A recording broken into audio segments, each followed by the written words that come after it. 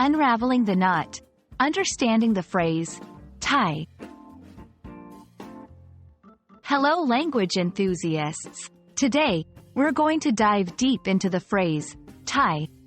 By the end of this video, you'll understand its various meanings and how to use it in different contexts. The word, tie, originally means to attach or bind objects together using a string, rope, or another flexible material. For example, can you tie your shoelaces?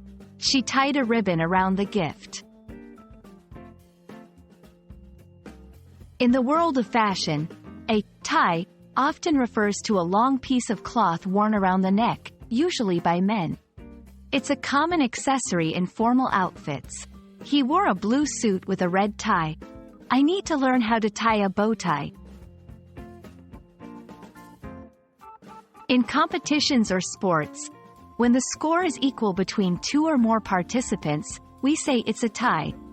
The soccer match ended in a tie. Both contestants tied for first place.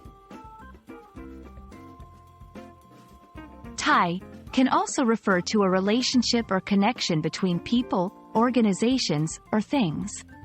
They have strong family ties. Economic ties between the two countries are growing. The word, tie, is also used in various phrasal verbs and idioms. Tie up. To bind or fasten tightly. She tied up her hair. Tie the knot. A colloquial way to say getting married. They decided to tie the knot next summer. Tied up.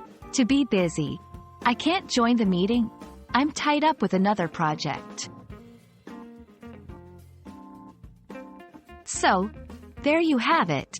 The word, tie, has several meanings depending on the context.